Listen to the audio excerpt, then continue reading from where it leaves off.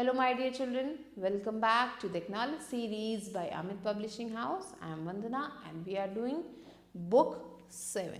Children, this is your SST book and the name of your book is Time Travelers Unraveling History's Mysteries. So we are going to start chapter number 2 today and the name of the chapter is New Kings and Kingdoms.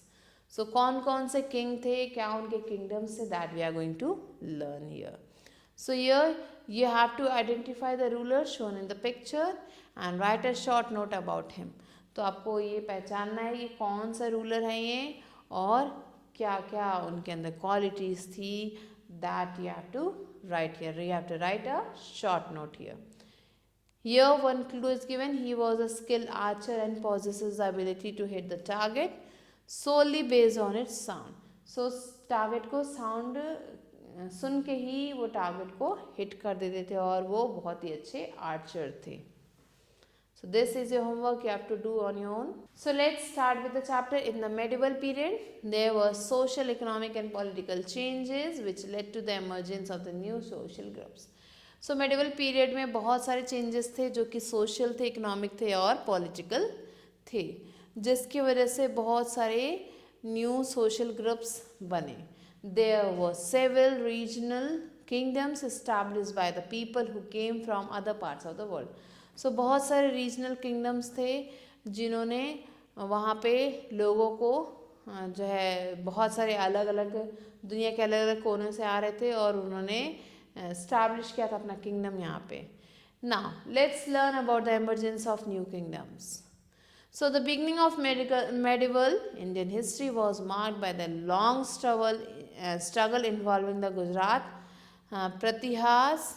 Pratiharas of Malwa. So ये जो medieval Indian history में जो ये medieval period था, ये जो है तब बना था जब बहुत ज़्यादा लंबे struggle हुआ था गुर्जर और प्रतिहारास के बीच में. The Rashtrakuta of Deccan and the Palas of Bengal to establish their supremacy over Kannauj.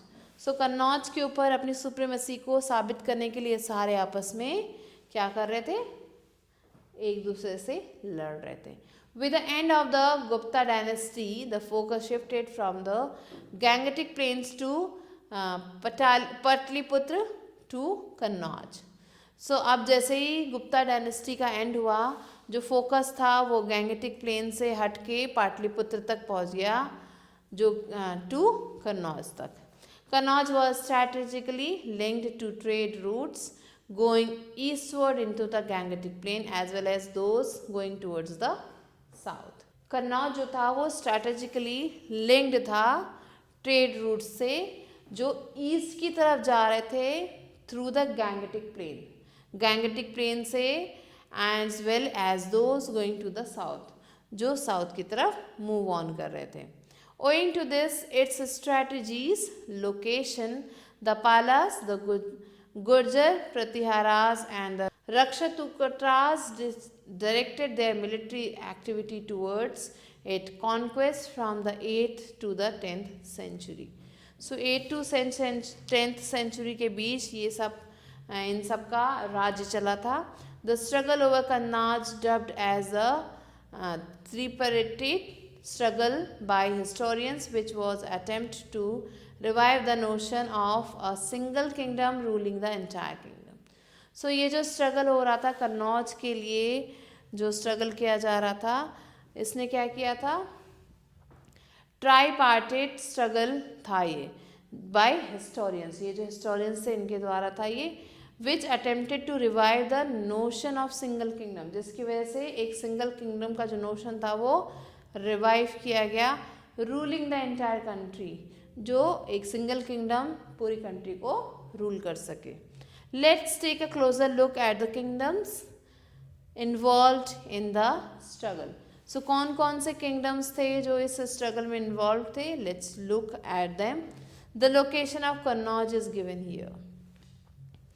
Now the first kingdom is Palas. The Pala dynasty was found by the king Gopala. According to the Tibetan monk Taranatha. Gopala was elected as king in the 8th century CE by the ever men of in the region. सो पहला जो ये पाला dynasty है इसके founder कौन थे? King Gopala थे और इनके नाम पे ही ये पड़ा था. According to the Tibetan monk के अनुसार जो तारानाथ गोपाला जो थे उन्हें इलेक्ट किया था as a king 8th century में. वहाँ के जो लोग रहते थे उन्होंने उन्हें इलेक्ट किया था as their king. The Triparate struggle among regional kingdoms. His successor Dharmapala made the Palat kingdom a force to reckon with North India. So जो सक्सेसर थे धर्मपाला के जो सक्सेसर थे पाला डायनेस्टी के उनका नाम था धर्मपाला. उन्होंने क्या किया था? पाला किंगडम को जो है उन्होंने फोर्स किया था to within north India कि वो नॉर्थ इंडिया में ही रहे. Towards the end of the 8th century, he led a successful campaign and conquered Kannauj from the Pratiharas. So 8th century जैसे ही ख़त्म होने लगा तो उसके ख़त्म होते होते उन्होंने कन्नौज को प्रतिहारास से ले लिया था. He is credited with building the famous University of Vikramshila. So जो फेमस बिल्डिंग थी विक्रमशिला की उन्हें बनाने में उनका हाथ कहा जाता है कि है. His successor देवपाला, अब उनके सक्सेसर जो थे जो उनके बाद आए Devapala extended the border of his kingdom to include Kamrupa in Assam. तो उन्होंने क्या किया? उन्होंने सोचा है कि हम अपने किंगडम को आगे बढ़ाते हैं और वो आसाम के कामरूपा तक पहुंच गए. The dynasty collapsed in the 12th century and was succeeded by the ruler of Sena dynasty. सो ये जो इनकी जो डायनेस्टी थी वो 12th सेंचुरी में ख़त्म हो गई जिसे सेना डायनेस्टी ने सक्सीड कर लिया था, टेक ओवर कर लिया था. Here you can see the picture of Mahabodhi temple. The Pratiharas ruled over some parts of Rajasthan and Gujarat. So Rajasthan और गुजरात के कुछ पार्ट्स में प्रतिहारास रूल कर रहे थे. Famous ruler of this period were Raja Bhoj and Mahendrapal.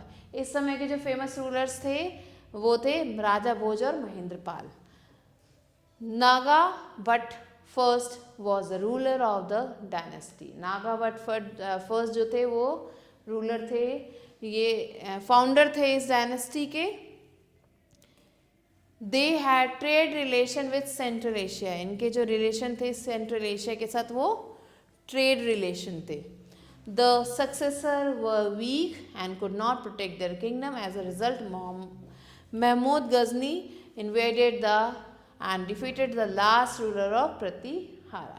So इनके जो सक्सेसर थे वो बहुत ज़्यादा वीक थे जो अपने किंगडम को प्रोटेक्ट नहीं कर पाए और जिसके बाद महमूद गजनी ने जो है इस किंगडम को टेक ओवर कर लिया था. प्रतिहारा को defeated the last ruler of Pratihara. Pratihara के जो लास्ट रूलर थे उन्हें उसने डिफीट कर दिया था. Next is Rakshatrakutas. The third dynasty which was involved in the conflict over Kannauj were the Rakshatrakutas of Deccan.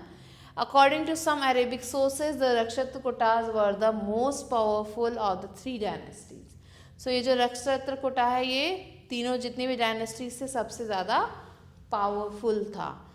Danti Durga found the Rakshatrakuta dynasty in the 8th century CE.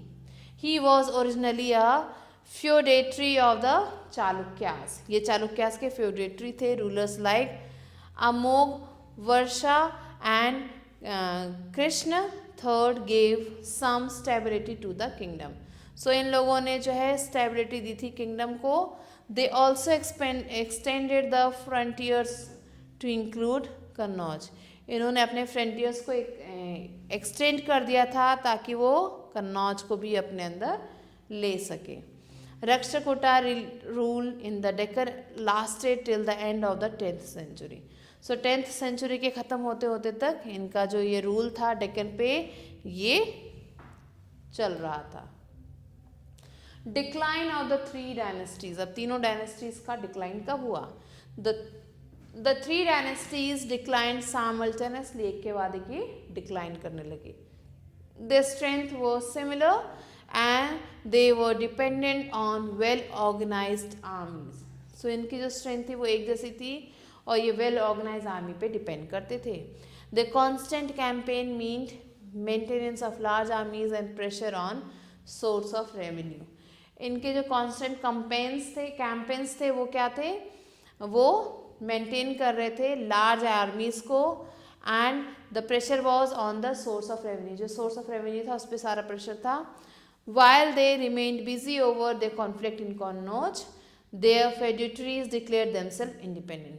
तो जब ये कन्नौज के conflict में busy थे तो इनके जो फेड्यूटरीज थे उन्होंने अपने आप को इंडिपेंडेंट घोषित कर दिया था. The constant struggle eventually Weeknd the 3 dynasties and resulted in the ultimate decline. और इसी की वजह से ये जो तीनों डायनेस्टीज थे ये डिक्लाइन हो गए.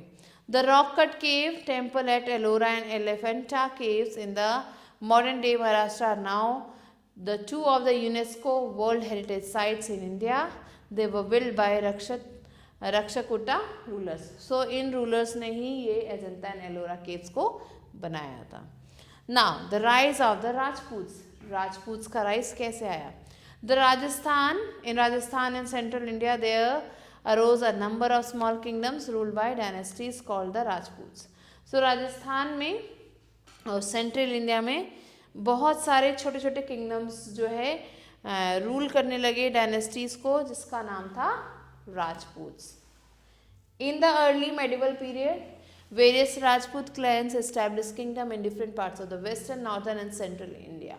सो अर्ली मेडिवल पीरियड जब चल रहा था तो उस समय कई सारे राजपूत्स ने इन डिफरेंट पार्ट्स जो इंडिया के थे, जैसे वेस्टर्न पार्ट, नॉर्दर्न है तो सेंट्रल पार्ट था, वहाँ पे इन्होंने जो है अपना राज्य स्टैब्लिश कर लिया.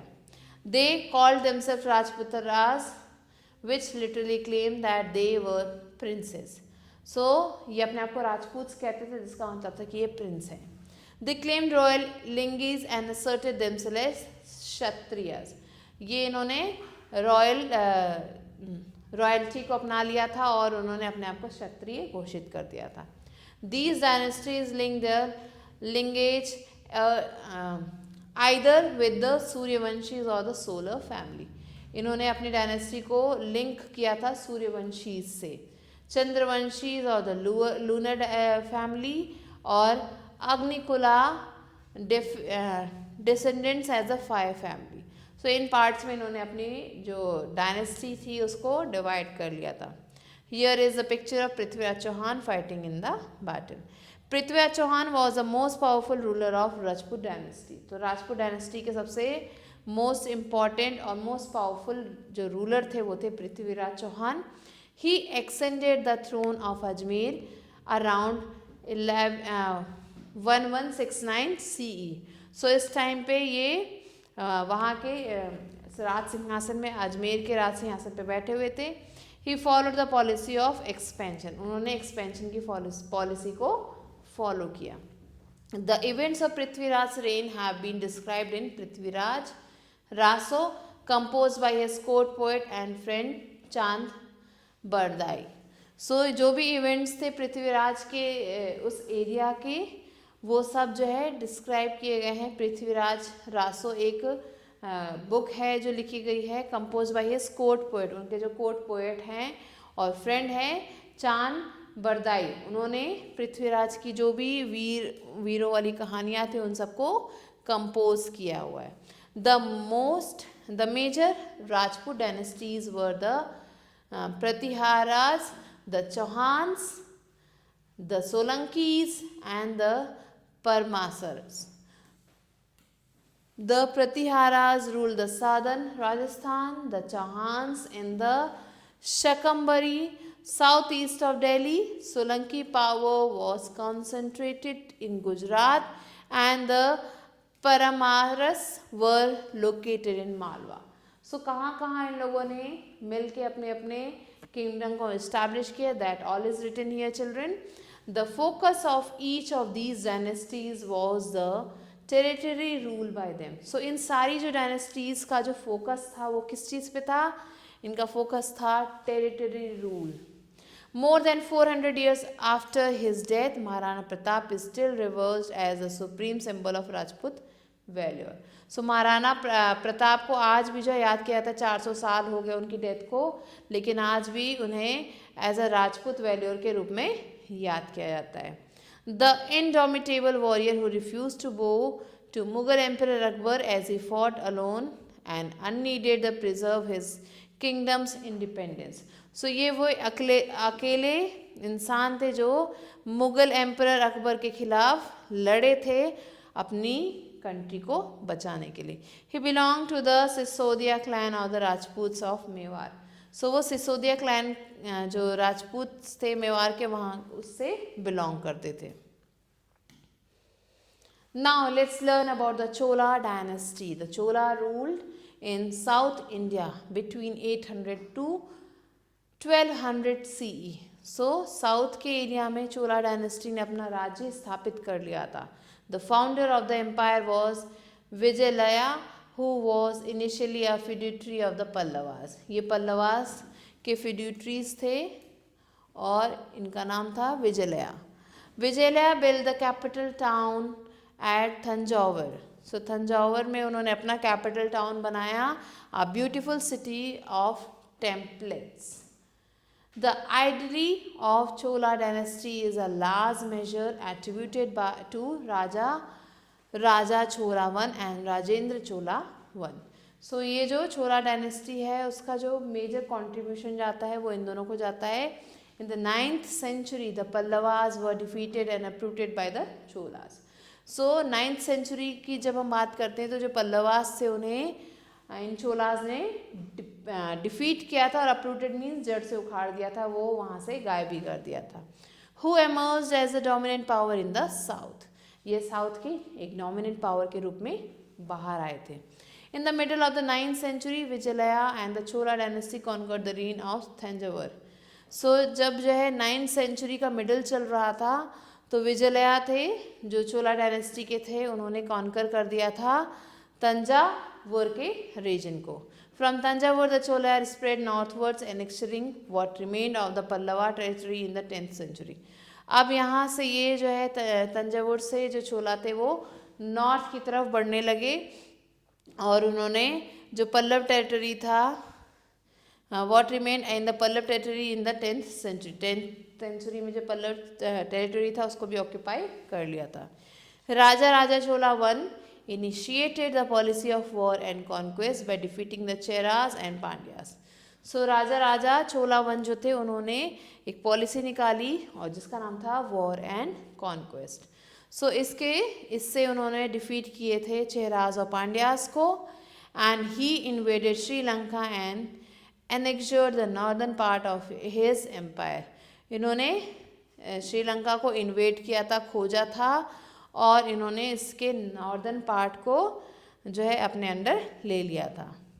ही also annexed the north western parts.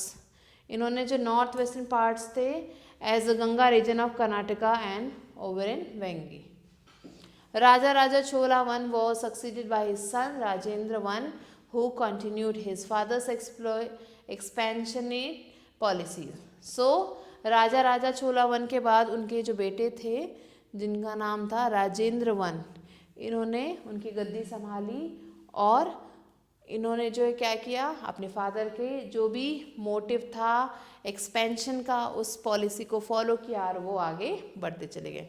ये you can see the picture, this is the statue of Raja Chola one at the Brihadeshwara temple in Tanjore।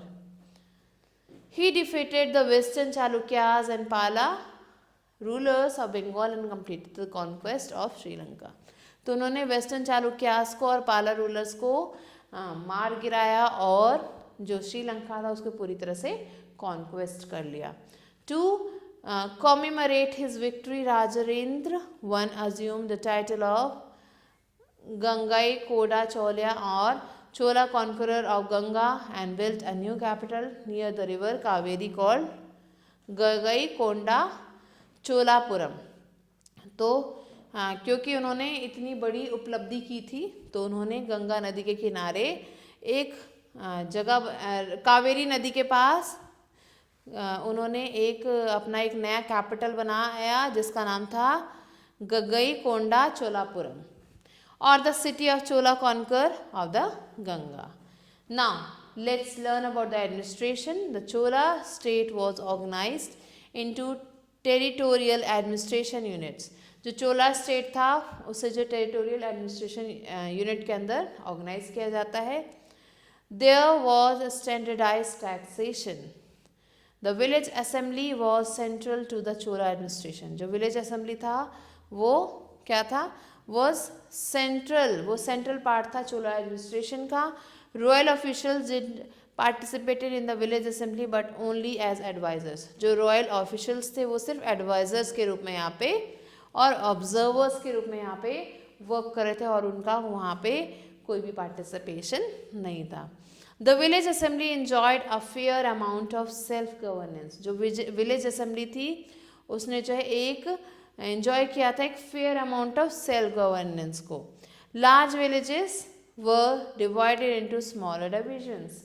जो बड़े विलेजेस थे उन्हें स्मॉल डिविजन्स में डिवाइड कर दिया गया था. Each with a smaller assembly representing its household. So हर एक स्मॉलर डिवीजन में एक स्मॉल असेंबली थी जो हाउस होल्ड को रिप्रेजेंट कर रही थी. People practising the same profession started staying near. जो उस तरीके के सेम प्रोफेशन को प्रैक्टिस कर रहे थे वो लोग यहाँ पे रहने लगे. नियर टू ईच अदर, एक दूसरे के पास रहने लगे. So assemblies came to control production. अब जो ये असेंबलीज थी ये प्रोडक्शन को कंट्रोल कर पा रहे थे. The function of these assemblies differed according to the local condition. ये जो इन असेंबलीज के जो फंक्शन थे वो लोकल कंडीशन के अकॉर्डिंग थे. And members comprised adult male and heads of household in the villages. जो members थे उसमें adult males थे और head of houses थे. Sometimes they formed a small executive body for taking decision on routine matters. So कई बार होता था कि ये जो है small executive body बनते थे जो decision लेते थे और routine matters, daily के जो matters थे उस पर decision लेना इनका काम था. The Sabha had the same system and in addition could constitute committees for amongst its members for specialized work. जो सभा था उसमें भी सेम सिस्टम था और वो क्या करता था, वो अपने जो भी कमिटी थी उसके जो भी मेंबर्स थे उनके स्पेशलाइज्ड वर्क में हेल्प करता था. Villages were grouped together under a Nadu. Village को एक अलग ग्रुप में डिवाइड कर दिया गया था जिसका नाम था nadu. Nagarams were centres of exchange and came within the nadus. जो नगरम थे, जो नगर्स थे वो इस नाडू के अंदर आते थे. A group of nadus form valanadus and a number of valanadus make mandalams. So ये जो नाडूस थे उनका ग्रुप जो है एक वेलनाडू के अंदर आता था और ये जो वेलनाडू है एक मंडलम के अंदर आते थे. The उत्तरम Meru inscription of Chingleput gives detail information about the ways in which the सभा वॉज ऑर्गेनाइज.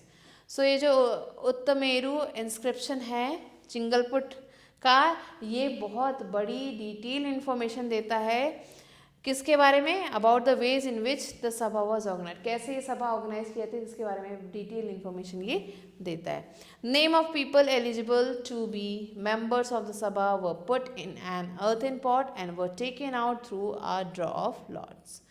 सो लोगों के नेम यहाँ पे, जो लोग एलिजिबल लोग थे उनके नेम यहाँ पे एक अर्थन पॉट में, एक मिट्टी के घड़ी के अंदर उनके नाम लिख के डाल दिए जाते थे और ड्रॉ के फॉर्म में वो चिट निकाली जाती थी जो एलिजिबल पर्सन है. Now let's learn about the language and literature. The Chola rulers patronize art and literature during the period of their reigns. So जो चोला रूलर्स हैं वो पैटर्नाइज करते हैं आर्ट और लिटरेचर के बारे में. किसका, जो ये जो रूल चल रहा था इस समय. Popular saints call Nayanars and Alvars who were devotees of Shiv and Vishnu respectively flourished in Tamil region between the 6th and the 9th century. So 6th से 9th century के बीच में ये जो devotees थे शिव और विष्णु के यहाँ पे थे. Now let's learn about the towns and market. Towns were known as Patanamas, which began as center of exchange. Local produce was brought to town. So जो भी locally produce किया जाता था वो town में लाया जाता था. These towns were administrative centers as well as place of pilgrimage. ये जो towns थे ये administrative centers थे और place of pilgrimage थे. A large number of people used to gather in town. बहुत सारे लोग town में gather किया करते थे. Goods were exchanged on a regular basis in town. Rural market was as well as the Patanamas were recognized by the administrator as potential source of revenue.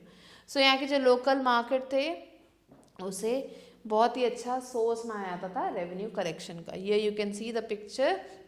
An artist impressed on the Patanam. Most of the production was meant for local consumption. जो ज़्यादातर जो चीज़ें वहाँ उगाई जाती थी वो वहाँ के लोकल कंजम्पशन के लिए था, वो सेल आउट करने के लिए नहीं था. However, there also exists overseas trade which involve exchange of such high-end commodities as elephants, horses, spices, perfumes, precious stones, gold quality textiles, metalwares, jewelry, poetry and salt. So ये सारी जो चीज़ें हैं वहाँ पे जो भी चीज़ें प्रोडक्ट जो भी बनाते थे वो वहाँ के लोकल कंजम्पशन के लिए था, लेकिन उसके बाद भी वहाँ पे ओवरसीज ट्रेड होता था जिसमें बहुत सारी चीज़ों को एक्सचेंज किया जाता था और उनके नेम यहाँ पे लिखे गए. इन सारी चीज़ों को एक्सचेंज किया जाता था, वहाँ सेल किया जाता था. Now let's learn about the emergence of the temple as an institution. During the Chola period temple architecture marked a departure from the earlier rock cut temple monuments to independent structures. So पहले जो है rock cut temples use होते थे, monuments use होते थे, अब जो है इंडिपेंडेंट स्ट्रक्चर्स यूज़ होने लगे. और इस टाइम पे चोला पीरियड में टेम्पल के जो आर्किटेक्चर थे वो और ज़्यादा बढ़ गए थे. They were initially small but eventually became immense in size. So ये जो थे आर्किटेक्चरल जो मार्क्स थे यहाँ पे वो स्मॉल साइज में थे, बट धीरे धीरे ये साइज में बढ़ गए. As they acquired a statue of surrogate gods. During the Chola period, the temple emerged as nodal point. So Chola period में जो temples थे वो nodal points के रूप में emerge होने लगे. Here you can see the picture of this is the dancing image of Shiva. This which you have seen. This is a very famous thing, which these high watermarks to achieve the field of sculpture, जिससे जो high जो achievements हुए थे sculpture की field में. That was the sculpture of Lord Shiva. Now let's learn about the Turkish invasion. Muhammad of Ghazni, also called Muhammad Ghaznavi, was a Turkish conqueror who established his empire in Ghazni. उन्होंने अपना empire Ghazni में establish किया था.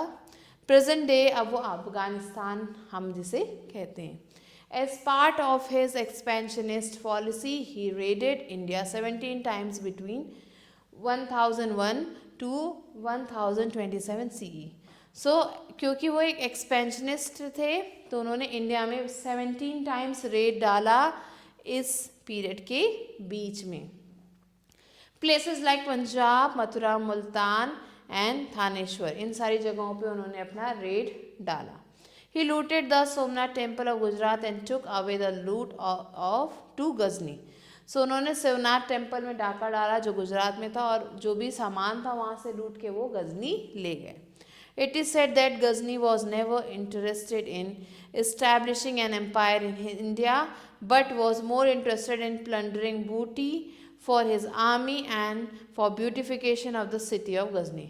So ऐसा कहा जाता है कि जो गजनी थे वो इंडिया में राज्य नहीं करना चाहते थे, वहाँ पे अपना एम्पायर इस्टेब्लिश नहीं करना चाहते, बट वो इंडिया से चीज़ों को लूट के अपने देश ले जाना चाहते थे और अपनी सिटी को और भी ब्यूटीफुल बनाना चाहते थे.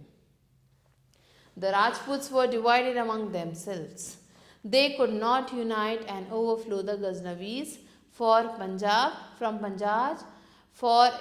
even after the death of Mahmud.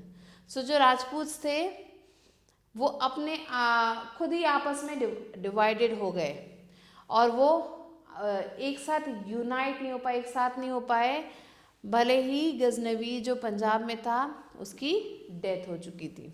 This lack of political insight may be attributed to the absence of the dominance force in north western India. और इसी की वजह से, इस लैक ऑफ पॉलिटिकल इंसाइट की वजह से ही जो वहाँ का जो डोमिनेंस फोर्स था वो ख़त्म हो चुका था. Ghor was a vassal state of Ghazni. Ghor जो है एक वैसल स्टेट था गजनी में.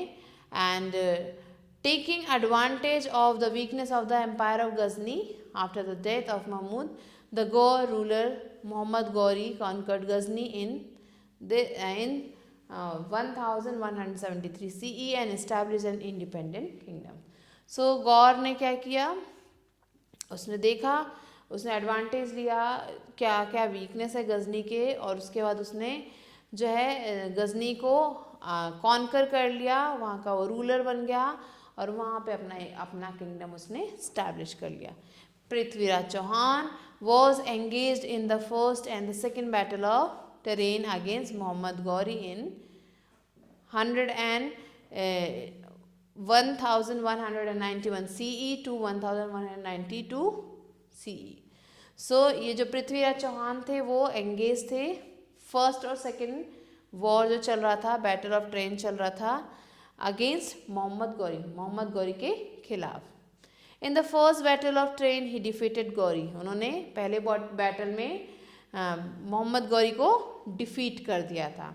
However in the second battle he was defeated and executed. और सेकेंड बैटल में वो डिफीट हो गए थे. After the battle of Tarain Mohammad Ghori turn to Ghazni, leaving the control of his Indian territory in the hands of his trusted slave. So battle of Tarain के बाद मोहम्मद गौरी ने क्या किया था, वो रिटर्न वापस आए, उन्होंने गजनी वापस आए और उन्होंने leaving the control of his Indian territory to the hands of trusted slave. अपने स्लेव्स के हाथों के अंदर उन्होंने इंडियन टेरिटरी का जो भी साम्राज्य था उसे दिया. एंड उस स्लेव का नाम था Qutubuddin Aibak. Now children, let's revise what we have learn here. In medieval period of Gurjara, Pariharas, Palas and Rashtrakutas emerged in India as major powers. The kingdom of Gujjar, Pariharas, Palas and Rakshatukas were constantly struggling to acquire control over Kannauj. This was contributed towards the gradual decline of all the three powers. The main Rajput dynasty were the Pariharas, Chalukyas and the Solankis and the Paramaras. The Chola emerged as the most powerful kingdom in the south. The Chola village assemblies played an important role in the administration of the villages. Muhammad Ghazni was a Turkish invader who raided in India 17 times between 1001 to 1027 CE. Now let's answer these questions. How were the new kingdom different from the empires of the ancient period? What causes the decline of the three dynasties? The three dynasties were not able to coordinate with each other, and because of that they all declined. Write a note on the Rakshatra dynasty. And why did the temple emerge as a nodal point of trade and administration during Chola administration? Explain the impact of the invasion of Muhammad Ghazni on the political and economic condition of the India. So children, Muhammad Ghazni attacked India for the 17 times, and his main motive was to take away the belongings of India and make Ghazni the beautiful place, and his motive was only to exploit India and take away the belongings. His motive was not to reside in India and make India its own country, or to make his own empire here in India. So by this, this affected the political and the economic condition of India. So children, with this we have concluded the chapter, and there are a few questions that are your homework. You have to do them on your own. And if you have any queries related to any of the questions, you can ask me in the comments. I'll be waiting for you with a new video. Till then, stay elated.